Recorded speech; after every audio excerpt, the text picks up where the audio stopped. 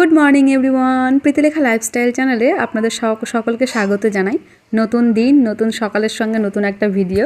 তো আমি এখন ফ্রেশ হয়ে নিচ্ছি। আর বাপনের আজকের দিনটাই যদি যাই, মানে আজ যেহেতু 26শে জানুয়ারি, আজকের দিনটা গেলে ওর অনেকটাই কিন্তু চাপ কমে যাবে।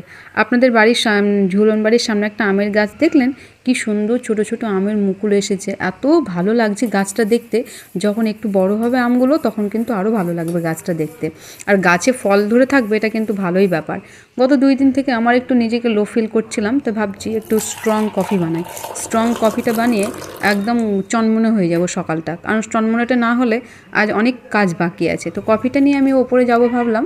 তো দেখি ওপরে ওই সামনের যে মন্দিরটায় পুজো হলো, সে মন্দিরে যে দক্ষিণাগুলো পড়েছিল কাকু সেগুলো গোনাগুনি করছিল, আমাকেও বললো একটু হেল্প করে দে। তো আমি একটু টেল্প করে দিয়ে নিচে চলে এলাম। নিচে এসেই করলাম বলতে কি, ফার্স্ট জামা কাপড়গুলো ভিজিয়ে দিলাম। জামা কাপড়গুলো ভিজানোর পরেই এখন বাসনগুলো ধুয়ে নেব।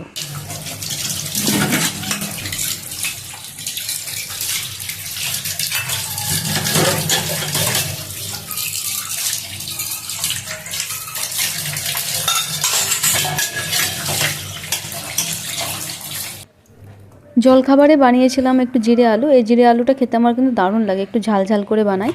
আর বাপন এনেছিল এই সীতাভোগ। সীতাভোগটা কিন্তু বেশ খেতে।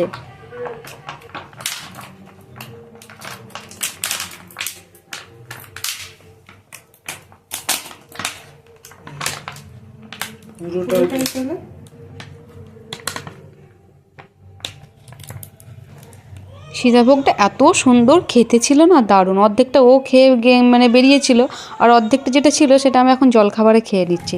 জামা কাপড়গুলো কেচে নিয়েছি, এখন এগুলো শুকোতে দেবো। আজকে যেহেতু রোদ্দুরটা ভালো উঠেছিলো, তাই ভাবলাম মোটা মোটা জিনিসগুলোই কেচে দিই। তো সেই মোটা মোটা জিনিসগুলোই কেচে দিয়েছি, এখন এগুলো শুকোতে দেবো। স্নান টান সেরে তখন আবার রান্নার কাজে লাগবো। তো ভিডিওটা আজ আমি এখানেই শেষ করছি। দেখা হচ্ছে আবার পরের কোনো ভিডিওতে। ততক্ষণ সুস্থ থাকবেন, ভালো থাকবেন। বাই।